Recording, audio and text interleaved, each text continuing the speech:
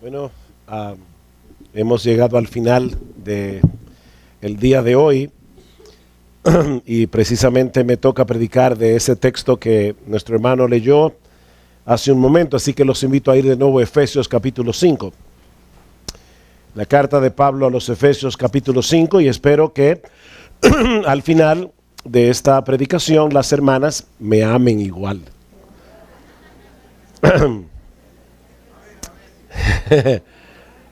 Y los hermanos también.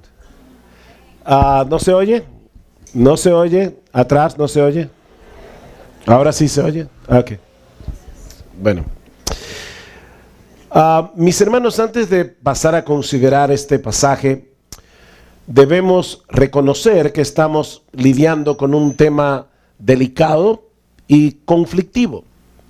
El mundo de hoy rechaza abiertamente el concepto de sumisión, porque de inmediato lo asocian con la idea de abuso, esclavitud, inferioridad, debilidad de carácter. Sin embargo, yo espero mostrar en este mensaje que al hablar de las diferencias de los roles en el hogar, no estamos asumiendo la superioridad del hombre sobre la mujer. La Biblia enseña que el hombre y la mujer son iguales en dignidad, son iguales en valor. Y lo vimos en la primera ponencia cuando hablábamos del lente de la creación. Más aún, la Biblia se opone tajantemente al machismo y coloca a la mujer en una posición de honor y de honra que resulta sorprendente cuando comparamos la visión que se tenía de la mujer cuando este libro fue escrito. Por ejemplo, Platón decía, el filósofo griego, que si un hombre se comportaba como un cobarde en esta vida, iba a reencarnar en una mujer en la otra. En el Imperio Romano, las mujeres tenían una condición similar a la de los esclavos. De hecho, su estatus legal se describía con la palabra latina imbecilitas, de donde viene la palabra imbécil.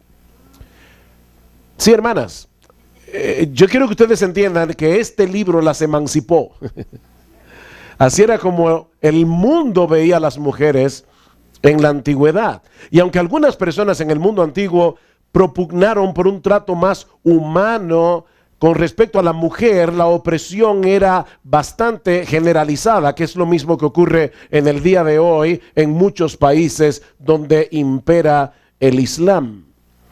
Pero la Biblia no solo se opone a esa opresión y la condena, sino que coloca a la mujer en un plano de igualdad con respecto al hombre. Pablo dice en Gálatas capítulo 3, versículo 28, que en Cristo ya no hay judío ni griego, no hay esclavo ni libre, no hay varón ni mujer, porque todos vosotros sois uno en Cristo Jesús. Ahora, eso no quiere decir que el hombre y la mujer hayan dejado de pertenecer a géneros distintos o que no posean roles distintos en el hogar y en la iglesia.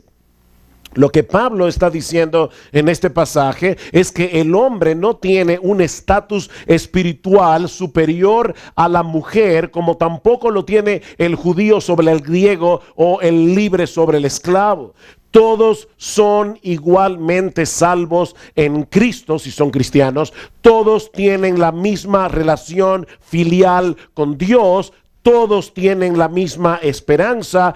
Todos disfrutan la misma salvación y los mismos privilegios espirituales en la presencia de Dios. Así que independientemente de lo que diga el feminismo en el día de hoy, el cristianismo no oprime a la mujer, ni mucho menos da pie a que sean maltratadas y esclavizadas. Si alguno usa la escritura para justificar semejante barbaridad, es porque está distorsionando la enseñanza de la palabra de Dios.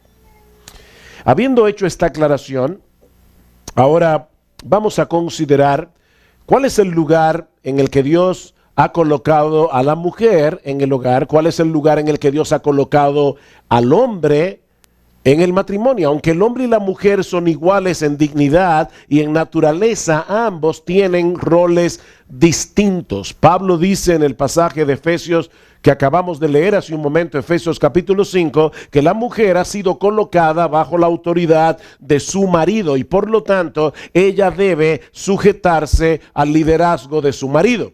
Ahora bien, ¿en qué consiste esa sumisión? ¿Cómo puede una mujer someterse a su marido, sobre todo si él no es digno de respeto? ¿Cuál es la razón por la que la mujer debe someterse? ¿O cómo luce esa sumisión en la práctica? Bueno, eso es lo primero que yo quiero que veamos para luego entonces considerar el rol de los hombres. Y les pido por favor que lean una vez más el versículo 22 de Efesios capítulo 5. Las casadas estén sujetas a sus propios maridos como al Señor. Estén sujetas.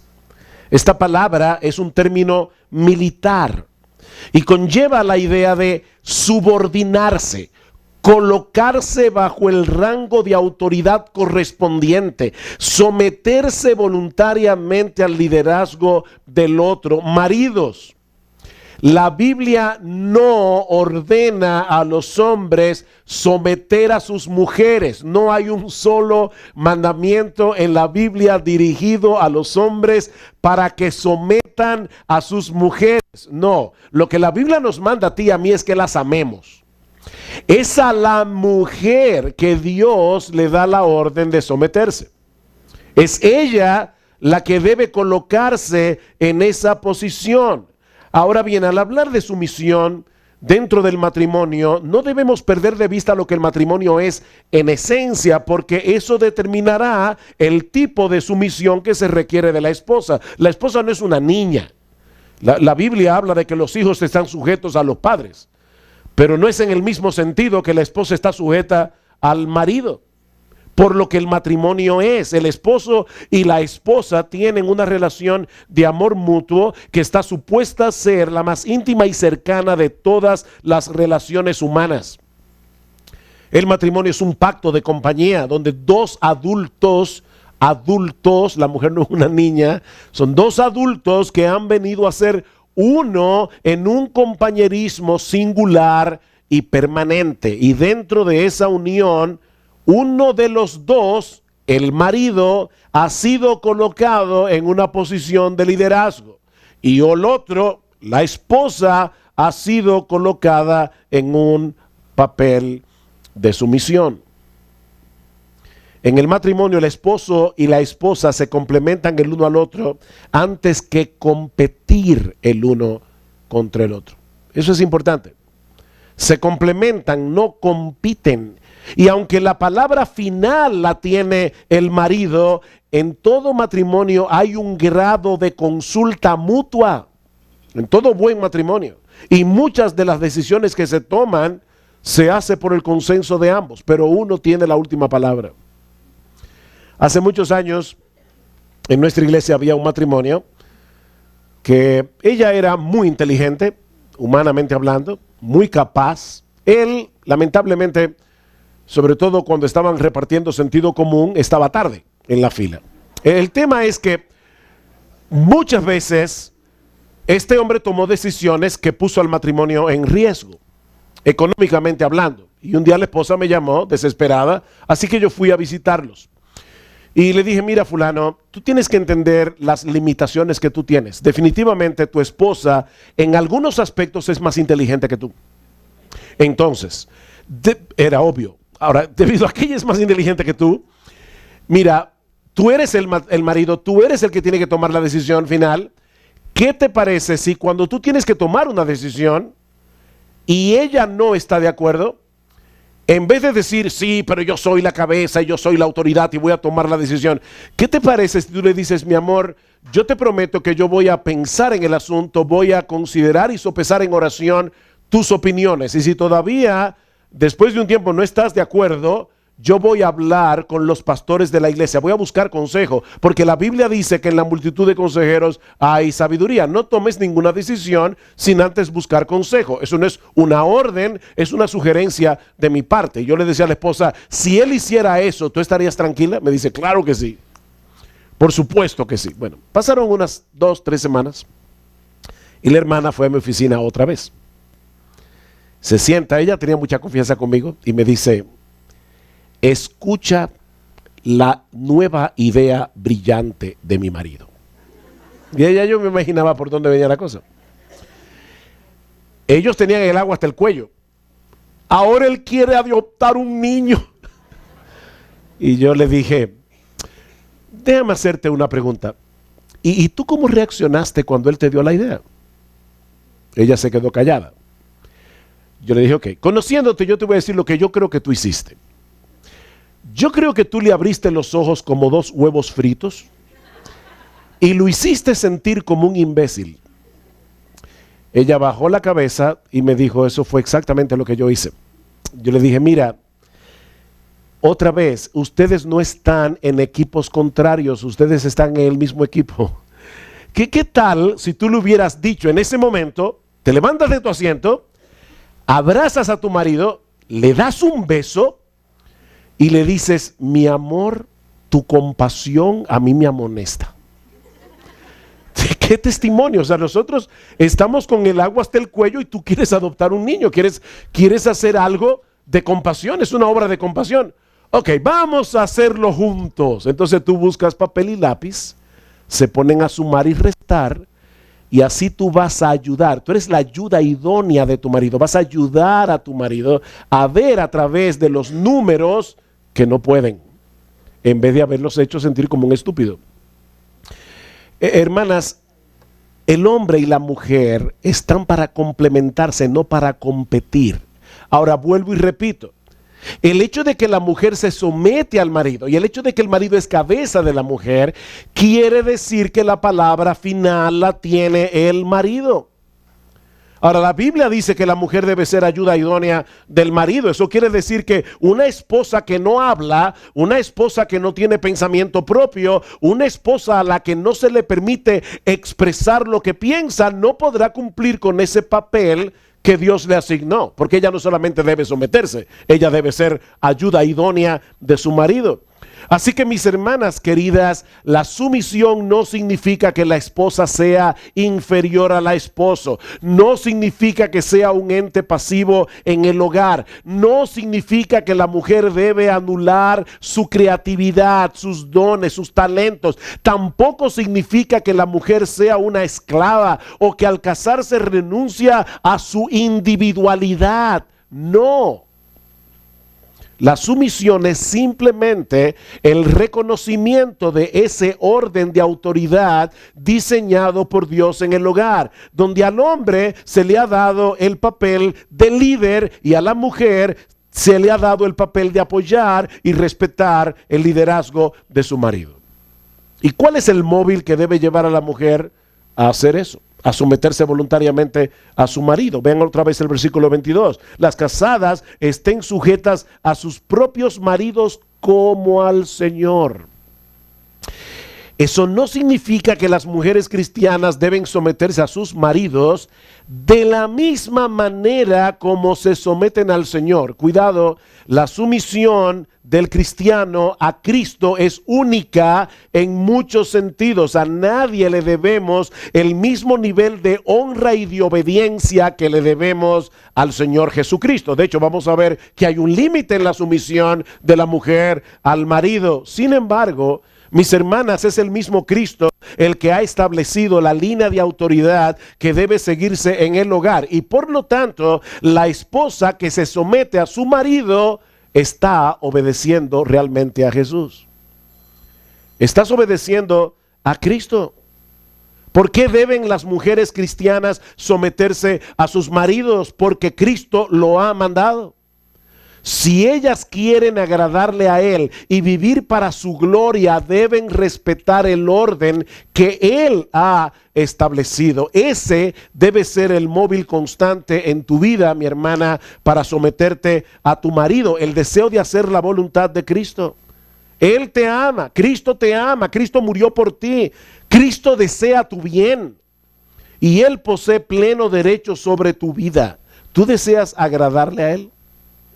Entonces debes someterte a tu marido, porque esa es la voluntad expresa de tu Señor y de tu Salvador. Y noten que la razón que Pablo da en el texto no es cultural, no es que así se hacía en la época de Pablo. Es funcional y teológica. Versículo 23. Porque el marido es cabeza de la mujer, así como Cristo es cabeza de la iglesia, la cual es su cuerpo y Él es su Salvador. Pablo no está diciendo aquí que el marido debe ser cabeza de la mujer. ¿Notaron eso? Pablo dice que el marido es cabeza de la mujer. No es lo que debe ser. Es lo que realmente es. Esa es la posición que Dios le asignó al hombre desde la creación del mundo. Así como la cabeza dirige el cuerpo, así el hombre ha sido colocado en una posición de liderazgo para dirigir su hogar, incluyendo a su mujer. Ser hombre significa ser cabeza. Y cuando un hombre, maridos, cuando un hombre rehúsa asumir ese liderazgo, está atentando contra su misma naturaleza como hombre, está atentando contra su masculinidad, que fue lo que hizo Adán en el huerto del Edén. Por otra parte, Pablo dice aquí que este patrón de autoridad no sigue un modelo humano, es un modelo divino, la relación de Cristo con la iglesia, versículo 23. Porque el marido es cabeza de la mujer, así como Cristo es cabeza de la iglesia, la cual es su cuerpo y Él es su Salvador. El hombre es cabeza de la mujer, vuelvo y repito, no porque ser el modelo cultural de aquellos días, sino porque esa es la relación que Cristo tiene con su iglesia. Tanto el hombre como la mujer deben imitar a Jesús en dos roles distintos. La mujer imita a Jesús como aquel que se sometió voluntariamente al Padre. Y eso no lo hace menos Dios. El Padre es cabeza de Cristo, dice 1 Corintios capítulo 11. Y Cristo no es menos Dios por eso. Él no es inferior al Padre por eso. Pero el hombre asume el papel de Jesús como aquel que es cabeza de la iglesia, aquel que lidera a su esposa en amor, al punto de entregar su vida por ella. Versículo 23 al 24 otra vez. Porque el marido es cabeza de la mujer, así como Cristo es cabeza de la iglesia, la cual es su cuerpo y Él es su Salvador. Así que como la iglesia está sujeta a Cristo, así también las casadas lo estén a sus maridos en todo. Como la iglesia está sujeta a Cristo, las casadas lo estén a sus maridos en todo. ¿Es nuestro Señor un déspota que abusa de su autoridad para maltratar a la iglesia? Por supuesto que no. Es un esposo amante que la guía, la cuida, la protege y que estuvo dispuesto a dar su vida por ella. Bueno, mis hermanos, varones, masculinos, hombres, así deben amar los maridos a sus mujeres, como Cristo amó a la iglesia.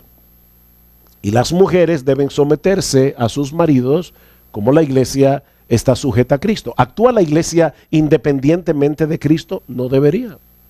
Bueno, pues así tampoco debe la mujer ser independiente de sus maridos. ¿Respeta la iglesia la autoridad de Cristo y hace lo que Él dice? Así debería ser.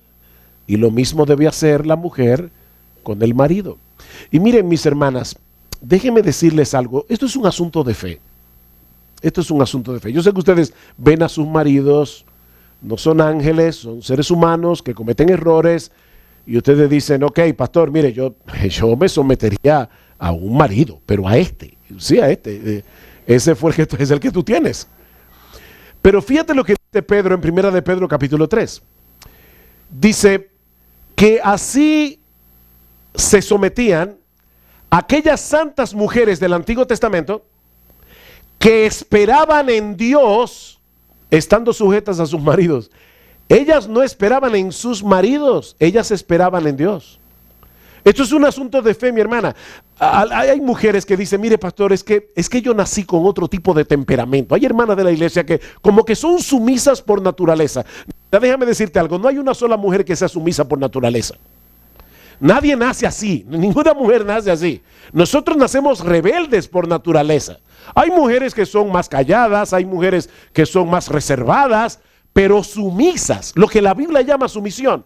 No, ninguna hija de Eva es sumisa. Ninguna. La mujer debe tomar esa decisión. Y debe tomar esa decisión confiando en Dios. Así que cuando una mujer no es sumisa, no es un problema de temperamento, es un problema de incredulidad.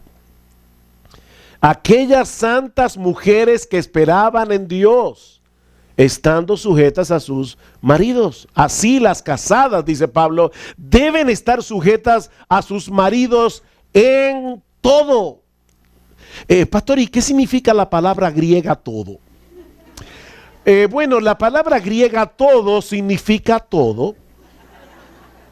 Así también las casadas lo estén a sus maridos en todo. No es una sujeción parcial, no es, bueno, déjame ver si me convence, si yo estoy de acuerdo. Es en todo. La única excepción a esa regla es cuando la sumisión al marido implique una desobediencia clara a Cristo en su palabra. No, en ese caso no obedezcas a tu marido. Es necesario obedecer a Dios antes que a los hombres. Pero a menos que tú no puedas mostrar por la palabra que lo que tu marido te está pidiendo es un pecado, obedece a tu marido en todo. Y miren, hermanas, las mujeres son especialistas en buscar atajos para no someterse y para asumir una posición de autoridad con una dulzura.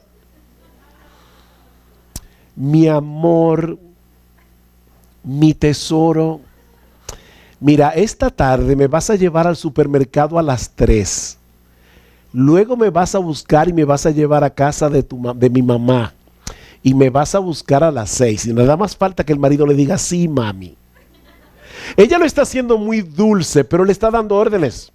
No es lo mismo decirle, mi amor, mira, tenemos que ir al supermercado, yo pienso que sería bueno ir a las 3 de la tarde y que luego necesito ir a casa de mami, no la he visto en 2 o 3 días y tú sabes que ella está enferma, lo que sea. Y entonces el marido toma una decisión, pero hay mujeres que son las directoras de la orquesta y lo hacen con una suavidad y con una dulzura. Pero eso no es lo que Pablo está presentando aquí. Casadas, sométanse a sus maridos en todo, excepto en aquello que es pecado. Oiga, pastor, pero a nosotras nos tocó la parte más difícil. ¿Tú estás segura? Vamos a ver ahora cuál es el papel que le corresponde al hombre en el hogar. Versículo 25. Ya vimos el rol de las mujeres, solo tenemos una hora, así que vamos a ver ahora el rol de los maridos. Maridos, amad a vuestras mujeres como Cristo amó a la iglesia y se entregó a sí mismo por ella. Se cuenta la historia de un hombre que buscó en cierta ocasión la ayuda del pastor de la iglesia. Y le dijo, pastor, yo sé cuál es mi problema. ¿Y cuál es tu problema? Yo creo que yo amo a mi esposa demasiado. El pastor muy sabiamente le respondió, oh, ya veo. Dime algo, ¿tú amas a tu esposa tanto como Cristo ama a su iglesia? No, yo no la amo tanto. Entonces tu problema no es que la amas demasiado, tu problema es que todavía no la amas lo suficiente. ¿Quién puede decir que ha llenado la medida del amor que Dios le exige a los maridos? Maridos, amen a sus esposas como Cristo amó a la iglesia. ¿Y qué hizo Cristo por su esposa? Se sacrificó por ella con un propósito, dice Pablo, santificarla. Para lograr su santificación, Cristo entregó su vida en la cruz del Calvario. Hasta ese punto la amó. Ningún sacrificio fue demasiado grande para él con tal de salvar a su esposa y santificarla, perdón. Por esa causa, Él dejó su trono en el cielo. Por esa causa, encubrió su gloria divina con el velo de su humanidad. Él vino a la tierra en forma de siervo y estando en esa condición sufrió el rechazo de sus propias criaturas. Fue escupido, fue burlado, fue coronado de espinas y finalmente clavado en una cruz. Marido, ¿tú amas a tu esposa demasiado? Pablo nos dice que los maridos deben amar a sus mujeres como Cristo amó a la iglesia. Y ya imagino a alguien diciendo, bueno, pastor, pero ¿cómo puedo yo, una débil criatura llena de defectos y de limitaciones, amar a mi esposa de ese modo? Bueno, ciertamente no podemos amar a nuestras esposas con el mismo nivel de amor con el que Cristo amó a la iglesia, pero sí podemos amarla con la misma clase de amor. Sí podemos amarla con la misma clase de amor. En otras palabras, probablemente no vamos a poder llenar la medida de su amor por nosotros, pero sí podemos y debemos imitarle a Él en el ejercicio de nuestro amor hacia nuestras esposas. El puritano William Gouge hace dos señalamientos interesantes con respecto a esta orden de Pablo en Efesios 5. En primer lugar, noten que Cristo buscó a una esposa que no era digna de su amor. Es decir, no había belleza en la esposa, no había atractivo alguno en la esposa. Cristo dio su vida por un grupo de hombres y mujeres que no lo merecían. Y yo digo esto porque algunas personas dicen, es que mi esposa últimamente se está comportando de una manera que me vuelve loco. Bueno, piensa por quiénes murió Cristo. Piensa por quienes murió Cristo. Dios muestra su amor para con nosotros en que siendo aún pecadores, Cristo murió por nosotros. Pero debemos notar en segundo lugar que Cristo atrajo a su esposa con cuerdas de amor para hacerla entonces digna de su amor. Él la recibió como estaba y entonces comienza a embellecerla. Mis hermanos, Cristo no esperaba nada de su esposa excepto lo que Él mismo decidió darle primero. Pregunta, ¿y cómo se aplica esto a los esposos cristianos? ¿Significa esto que yo debo buscar en la iglesia a la mujer más fea, a la que a mí no me guste y casarme con ella? Porque eso fue lo que hizo Jesús, ¿verdad? Él buscó una mujer que no era atractiva, así que yo voy a buscar a la que menos me... No, hermano, no. Dice en Ezequiel, te voy a quitar el deleite de tus ojos. Y por suerte hay diferentes gustos, ¿verdad? Porque si no, algunos nos hubiéramos quedado solos.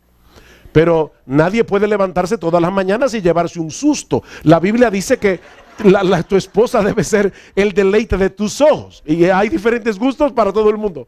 Gracias al Señor. Ese no es el punto.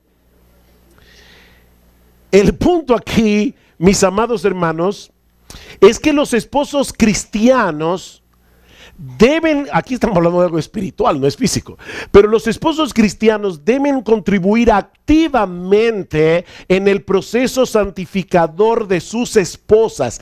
Lo que Pablo está diciendo en Efesios 5 es que nosotros debemos involucrarnos activamente en el embellecimiento del carácter de nuestras esposas. Eso es lo que hace Cristo con la suya. Versículo 25 otra vez. Maridos, amad a vuestras mujeres así como Cristo amó a la iglesia y se entregó a sí mismo por ella para santificarla, habiéndola purificado en el lavamiento del agua por la palabra, a fin de presentársela a sí mismo como una iglesia que no tuviese, una iglesia gloriosa, que no tuviese mancha ni arruga ni cosa semejante, sino que fuese santa y sin mancha.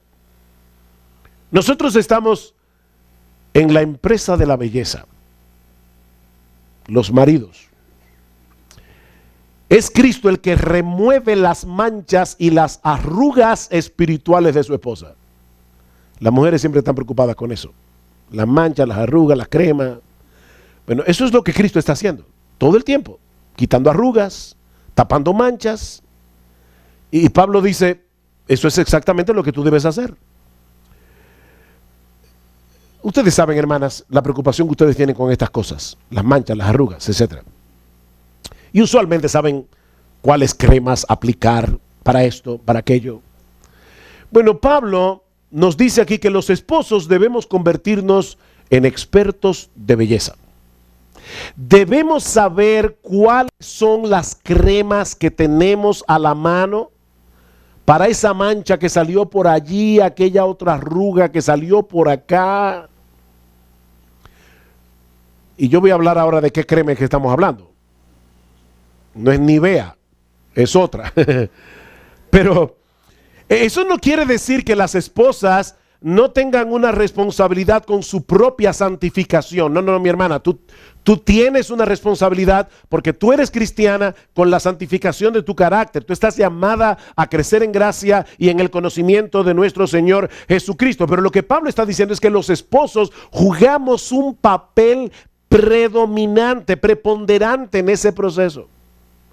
¿Y cuál es esa crema maravillosa que debemos emplear para embellecer a nuestras esposas? La palabra de Dios. La palabra de Dios. Y no como oí recientemente, eso no quiere decir que le caigas a versiculazo limpio a tu esposa. Y hay maridos que son expertos en eso. No, es usar la palabra con amor para llevar a tu esposa a ser cada vez más como Cristo. Y un pastor amigo decía recientemente en una conferencia que estaba, bueno, también estaba Sandra ahí, que él estaba ahí con su esposa dormido como a las 3 de la mañana y de repente, eso es en Virginia, un helicóptero comenzó a sobrevolar la casa y unos reflectores y la esposa lo levantó, le dijo, mi amor, algo aquí está pasando. Y el esposo le dijo, se levantó así medio soñado y le dijo, no temas a los que matan el cuerpo. Eso es caerle a versiculazo limpio a la esposa. Lo que él debió hacer era levantarse y ver qué era lo que estaba pasando. Y él lo reconoce, que lo hizo mal. Pero esa no es exactamente la idea. Cristo purifica a su esposa por medio de la palabra, dice en el versículo 26. Es por medio de la aplicación de las escrituras en nuestras vidas que somos santificados. Juan 17:17, santifícalos en tu verdad. Padre, santifícalos en tu verdad. Tu palabra es verdad. Pablo dice en Romanos capítulo 12, versículo 2, no os conforméis a este siglo, sino transformaos por medio de la renovación de vuestro entendimiento con la palabra de Dios. Debemos cambiar nuestra forma de pensar, llenando nuestras mentes de la palabra de Dios. Es así como nosotros adquirimos la mente de Cristo. Esposos, lo que Pablo está diciendo aquí, inspirado por el Espíritu Santo, es que tú y yo estamos llamados a llenar la mente de nuestras esposas de la palabra de Dios. Tú y yo tenemos esa responsabilidad.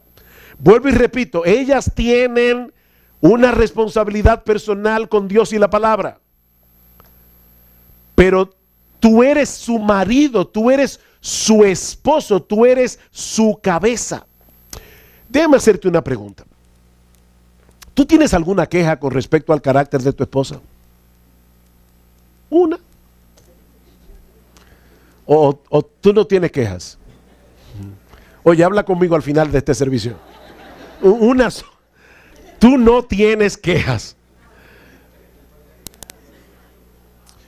Otra pregunta.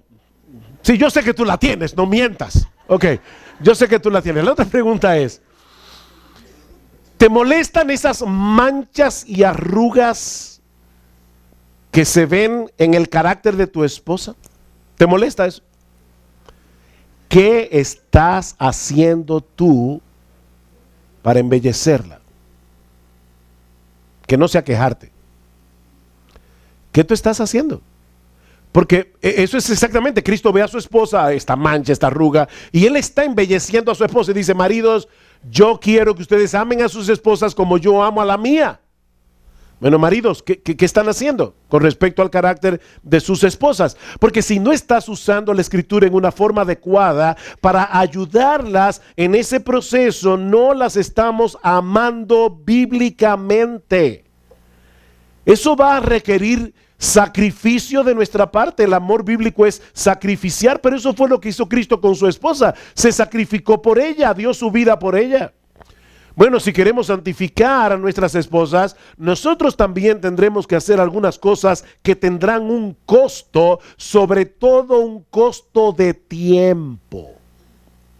Tiempo. Tendremos que estudiar más a fondo la palabra de Dios. ¿Han leído en 1 Corintios cómo dice Pablo a las mujeres? ¿Ustedes tienen alguna pregunta? Pregúntenle en casa a sus maridos. Vamos, anímense, hermanas. No vayan al pastor, vayan a su marido. Pregúntale. Eso lo obliga a él a estudiar la palabra de Dios. Tenemos que sentarnos más a menudo con nuestras esposas, conversar ciertos asuntos con ellas y darles una perspectiva bíblica. En ciertas ocasiones tendremos que tomar a los niños y llevarlos por ahí y decirle: mi amor, no te preocupes, te voy a regalar la mañana entera para ti. Yo me encargo de los niños, saca tu concordancia, es para que te pases la mañana estudiando sola tu Biblia. Y yo me encargo del resto, no te preocupes. 4 horas tuyas para ti sola. Y mi hermana, cuando él te las dé, no te duermas las 3 horas y media. Entonces, él te las está dando para que estudies tu Biblia. Anímala a memorizar pasajes de la Biblia. Memorízalos juntamente con ellas. Provéele los recursos necesarios para profundizar en el estudio de la Biblia. Mi amor, te compré este libro, te compré este comentario. Anímala. Hay muchas cosas que podemos hacer para ayudar a nuestras esposas en su crecimiento espiritual. Y ahora yo te pregunto, a la luz de ese cuadro, porque lamentablemente en una hora no se pueden responder todas las preguntas, pero una vez más, ¿tú estás amando a tu esposa bíblicamente hablando? ¿La amas como Cristo ama a la suya? ¿Cómo tú estás contribuyendo al proceso santificador de tu mujer? ¿Qué estás haciendo para crecer en el conocimiento de la palabra de Dios? Tú. Y así poder llevarla a aplicar mejor las escrituras. O eres de los esposos que se airan con el pecado de sus esposas y luego no hacen nada para ayudarlas. Decía Richard Baxter: el que se casa con una mujer coja, luego no puede molestarse cuando coge. Bueno, tú te casaste con una pecadora. ¿No lo sabías? Sí, yo sé que ella parecía un ángel el día de la boda. Pero era una pecadora redimida. Tú te casaste con una mujer que tiene sus pecados y sus debilidades como tú tienes los tuyos. ¿O acaso tú no sabías que ella era pecadora? Bueno, entonces eso te pasó por bruto. Por tener una mala... Tú no leíste tu Biblia, porque la Biblia dice claramente que todos tenemos pecados hasta que lleguemos al cielo. O nunca había leído la Biblia. Ella es un ser humano imperfecto como tú, cuyos pecados debes sobrellevar como ella debe sobrellevar los tuyos, y así contribuir con el proceso de santificación del uno y del otro. Ahora, no solo debes amar a tu esposa como Cristo amó a la iglesia, hay algo más que Pablo dice en este pasaje, versículo 28. Así también los maridos deben amar a sus mujeres como a sus mismos cuerpos. El que ama a su mujer, a sí mismo se ama. Algunos leen este como si fuera una comparación. Ama a tu esposa como tú amas tu cuerpo. Pero ese cómo no funciona en el texto original como una comparación, sino como una explicación. Ámala porque ella es tu cuerpo. Es como tu cuerpo porque ella es tu cuerpo. Ella es tu cuerpo. Hay un libro, yo no lo he leído, no sé si es bueno, pero me encantó el título. Dice: hazte un favor, ama a tu esposa. Hazte un favor al marido. Ama a tu esposa. Ámala como lo que ella es. Ella es tu otra mitad. Y yo puedo decir, por lo menos en mi caso, que es mi mejor mitad. Pero ella es tu otra mitad. Y Pablo asume aquí en ese texto el amor propio. Hay personas que dicen: lo primero más importante es ámate a ti mismo. Porque entonces, si no te amas a ti mismo, tú no puedes amar al prójimo como a ti mismo. No. La Biblia no te dice ámate a ti mismo para que puedas amar a tu prójimo como a ti mismo. No, la Biblia dice: ya que tú te amas a ti mismo, ama al prójimo con esa misma devoción. Bueno, dice el Pablo en el versículo 29, porque nadie aborreció jamás a su propia carne, nadie, sino que la sustenta y la cuida como también Cristo a la iglesia. Pastor, ¿y qué de esas personas que se suicidan? Eso es un tema delicado. Hay algún tipo de desajuste cuando una persona llega al punto de suicidarse. Pero déjenme decirles algo, a una persona que se suicida se mata porque él cree que va a estar mejor muerto que vivo. Así que como quiera, aún en el suicidio hay un amor propio operando allí, en una forma diabólicamente distorsionada, pero es amor propio.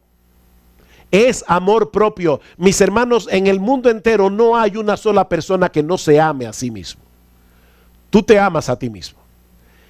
Y al momento de tú casarte con tu esposa, la vida de ella quedó de tal manera ligada a la tuya que si ella viene a ser una desgraciada, tú serás un desgraciado. Y si ella viene a ser una persona feliz, tú vas a ser feliz. Es que son uno solo. Ustedes son una sola carne. Todo hombre se ama a sí mismo. Cuando tú tienes hambre, procuras comer. Cuando tienes sed, procuras beber. Cuando estás cansado, procuras descansar.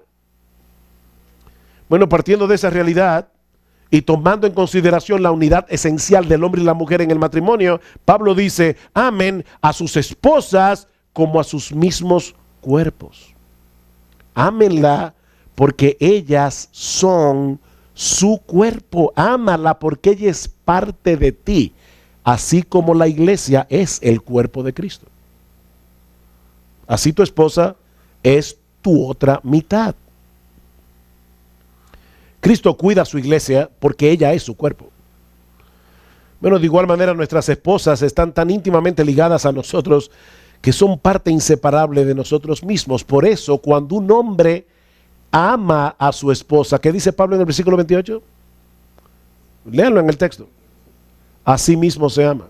Cuando un hombre está amando a su esposa, así mismo se ama. ¿Tú quieres ser feliz en tu matrimonio? Yo supongo que sí. Procura la felicidad de tu esposa, porque de eso depende tu propia felicidad. Si ella es desgraciada, tú lo serás también, porque ambos forman una unidad. Todo el bien que le hagas a ella te lo estás haciendo a ti mismo, y todo el daño que le hagas también.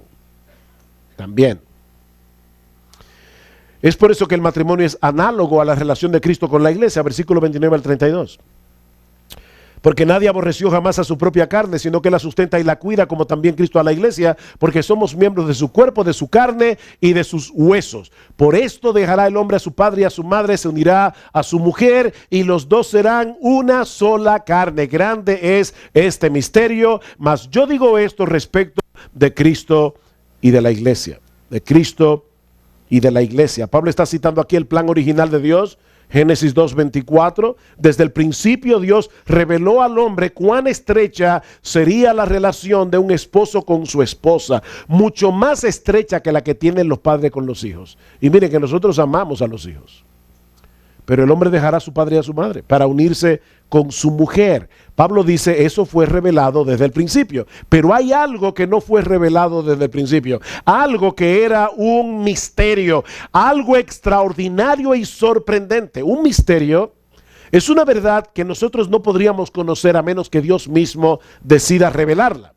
¿Y cuál es ese misterio del que Pablo está hablando en el versículo 32? Que el matrimonio es una tipología de la relación que Cristo tiene con su iglesia. Ese es el misterio. Así que, mis hermanos, el matrimonio es algo serio, porque nosotros estamos llamados a ser una parábola viviente del evangelio. Estamos llamados a ser una parábola viviente de la relación de Cristo con la iglesia. Aunque la iglesia como tal no existía en el huerto del Edén, desde que se celebró el primer matrimonio en la historia, ya Dios tenía en mente que la relación matrimonial sería un reflejo de la relación que Cristo iba a tener con su iglesia. Nuestros matrimonios están llamados a ser una representación en miniatura de la belleza de esa relación espiritual que Cristo tiene con su iglesia. Ese es el modelo que debemos imitar, es el modelo que debemos reflejar. Si un matrimonio cristiano sigue otro patrón, el esposo no es cabeza del hogar, la esposa no se está sometiendo a su marido, están cometiendo una falta de enormes proporciones porque están presentando una imagen distorsionada de Cristo y de su iglesia. Por eso es tan importante que cada uno asuma su propia responsabilidad. Versículo 33, por lo demás, cada uno de vosotros ame también a su mujer como a sí mismo, y la mujer respete a su marido. Pastor, ¿qué yo debo hacer si mi mujer no me respeta? Ámala, porque esa es la orden que Dios te dio a ti. Pastor, ¿y qué debo hacer yo si mi esposo no me ama? Respétalo, porque esa es la orden que Dios te dio a ti. Mis hermanos y mis hermanas, el matrimonio no es un negocio, el matrimonio es un pacto. En un pacto yo voy delante de Dios y de los hombres y yo prometo muchas cosas. Y yo sé que el día de la boda uno está muy emocionado y promete lo que sea, pero esa promesa es real. Tú estás prometiendo amarla en salud o enfermedad, en pobreza o abundancia. ¿Recuerdas eso? Hasta que la muerte los separe. Y yo recuerdo, tenía un profesor en el seminario que decía, mira, olvídate de creer o de estar completamente seguro que tú amas a tu esposa el día de la boda, porque ese día es fácil. Tú amas a tu esposa cuando te levantes por la mañana. No crean lo que pasa en las películas. En las películas la gente se levanta y se besan sin cepillarse la boca. Yo no sé cómo hacen eso. Es como si los actores tienen mal olor. Cuando tú te levantas por la mañana y ves a esta señora sin maquillaje, sin peinarse, sin haberse cepillado los dientes, con la marca de la sábana, ahí es que tú dices, mira, yo la amo. Es ahí que se prueba. Es en salud, enfermedad, en pobreza, abundancia. Yo tomo la decisión, yo voy a amar a esta mujer. No importa lo que pase de aquí en adelante. Yo voy a amar a esta mujer. Y yo voy a respetar a este hombre. Yo voy a respetar a este marido. Tú hiciste esa promesa. Así es como funciona, hermanos, este asunto del matrimonio. Por supuesto, de más está decir, y quiero ya acabar con esto, que ni tú ni yo podemos hacer eso en nuestra propia fuerza. Y yo creo que es obvio que no podemos. Y es precisamente por eso que hay dos cosas que Pablo asume antes de llegar a Efesios 5. Efesios 5 comienza en Efesios 1. Pablo, siervo de Jesucristo, a los santos y fieles en Cristo Jesús que están en Éfeso. Esta carta fue escrita a un grupo de cristianos. Pablo está presuponiendo, aquí hay un grupo de hombres y mujeres regenerados, un grupo de hombres y mujeres que fueron transformados por el poder del Espíritu Santo y hecho nuevas criaturas. Eso no se puede naturalmente. Y luego, seguimos leyendo el texto y llegamos a 5:18. No os embriaguéis con vino en lo cual hay disolución, antes bien sed llenos del Espíritu Santo. Sed llenos del Espíritu Santo. Y ser llenos del Espíritu Santo no es algo místico, hermanos. Ser lleno del Espíritu Santo es simplemente déjate controlar por el Espíritu de Dios por medio de este libro que Él inspiró. Es por eso que en Efesios 5:18 las mismas cualidades que vemos de la llenura del Espíritu es la que vemos en Colosenses capítulo 3, versículo 16, de la llenura de la palabra de Dios. Que la palabra de Cristo more en abundancia en vosotros. Eso es la llenura del Espíritu Santo. El Espíritu de Dios controlando tu mente y tu corazón a través de su palabra. Y en dependencia del Espíritu Santo diciéndole, Señor, esto no es lo que yo quiero hacer, pero eso es lo que tú me estás pidiendo que yo haga. Señor, yo no puedo hacer eso en mis propias fuerzas. Yo no puedo amar a mi esposa. Hay situaciones que son difíciles en el matrimonio. Yo puedo decir, de verdad, por la gracia, por la pura gracia y misericordia del Señor, y porque tengo una esposa súper paciente, que nosotros vamos a cumplir este próximo miércoles, 38 años de casados. Y de verdad, hermanos, yo puedo decir por la gracia y la misericordia del Señor que Dios nos ha dado un buen matrimonio. Pero eso no quiere decir que no hayamos tenido situaciones en las que hemos discutido, que hemos hablado de cosas en las que no hemos estado de acuerdo. Y es en esos momentos cuando uno dice, Señor, yo necesito de tu gracia. Yo necesito de tu gracia para actuar correctamente, para actuar como el esposo que tú quieres que yo sea en medio de esta situación. Debemos creer, mis hermanos y mis hermanas, que Él tiene la razón y que nosotros no la tenemos. Y en dependencia de su Espíritu Santo, tomar la determinación de obedecerle a Él. Nuestras vidas serán bienaventuradas si obedecemos a Jesús. No quiere decir que todo va a salir bien. Puede ser que tú estés casado con un hombre necio y cuando tú decidas someterte, él se pone más necio. Yo no te estoy prometiendo que por el hecho de que tú comiences a hacer lo que Dios te manda, todo va a ser color de rosa. Es que tú agrades a tu Señor, porque Él es tu Señor. Y porque Él te dice en tu palabra, casadas, sométase a sus maridos. Y a los maridos amen a sus esposas. Y cuando hagamos eso, Cristo será más ampliamente glorificado y exaltado cuando otros puedan ver representaciones genuinas, aunque imperfectas, de la relación de gracia que Él tiene con su iglesia.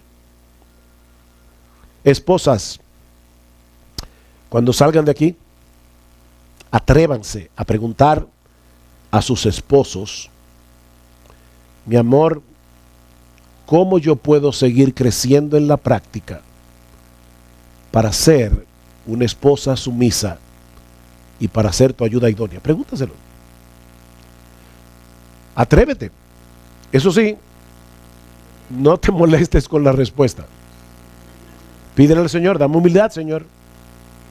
Esposo, atrévete. Atrévete a preguntarle a tu esposa: mi amor, ¿cómo yo puedo seguir acercándome al modelo de amor que Cristo tiene por su iglesia? Y luego busquen juntos el rostro de Dios en oración, pidiendo perdón y restauración. Wow, ¿cómo sería eso si el mundo pudiera ver en la iglesia matrimonios así? Oh, que el Señor bendiga cada uno de los hogares aquí representados, y que aún los solteros y las solteras sean motivados a perseguir el matrimonio, no primariamente para ser felices, no hagas eso, sino para representar en una forma adecuada la relación de amor y cuidado y de sumisión que tiene Cristo con su iglesia. Pídele al Señor en oración, mujer soltera, que el Señor te prepare para ser la esposa sumisa de un hombre cristiano. Y pídele en oración, soltero, que Dios te prepare desde ya para ser el esposo amante que una hija de Dios necesita. Y luego deje en las manos del Señor que te consiga, si lo quiere, compañero o compañera, esposo, esposa. El tiempo se ha ido. Vamos a orar. Hay muchas otras cosas que decir acerca de este tema, pero aquí está Michael, se lo pueden preguntar a él al final. Él está aquí ya, él vino dispuesto a responder todas las inquietudes que ustedes tengan, hermanas. Como yo sé que los hombres no preguntan nada, se acercan los hombres a mí, las mujeres a él. Los hombres no leen libros de matrimonio, no. Eso es un error, maridos. Prepárense para amar a sus esposas como Cristo amó a la iglesia. Y de paso, no quiero dejar de decir esto ya para orar. Maridos, si bien es cierto que las mujeres tienen una responsabilidad y ustedes tienen otra, la mayor responsabilidad es del marido. Porque es a ti a quien Dios va a llamar a pedir cuentas por cómo funcionó tu hogar. Dios le va a pedir cuenta a tu esposa por el tipo de esposa que ella fue, pero a ti te va a pedir cuenta por tu casa completa. Así que la mayor responsabilidad es nuestra. Nosotros somos el capitán del barco. Si el barco se hunde, es a nosotros que nos van a pedir cuenta. No es a los marineros, es a nosotros. Así que maridos, tomen en serio, porque esto es palabra de Dios. Vamos a orar. Padre, te damos gracias por habernos dado en todo este día la oportunidad de estudiar tu palabra. Gracias, oh Señor, por el buen tiempo que pasamos aquí a pesar de las incomodidades físicas que hemos tenido. Pero Señor, tu palabra es tan preciosa que preferimos estar en calor y recibiendo tu palabra que estar en otro lugar haciendo cualquier otra cosa. Alabamos tu nombre, Señor, y pedimos por cada uno de los esposos, por cada una de las esposas que se encuentran en este lugar. Señor, bendice a cada uno. Ayúdanos a ser fieles y obedientes a ti, porque te lo pedimos en el precioso nombre de Jesús. Amén.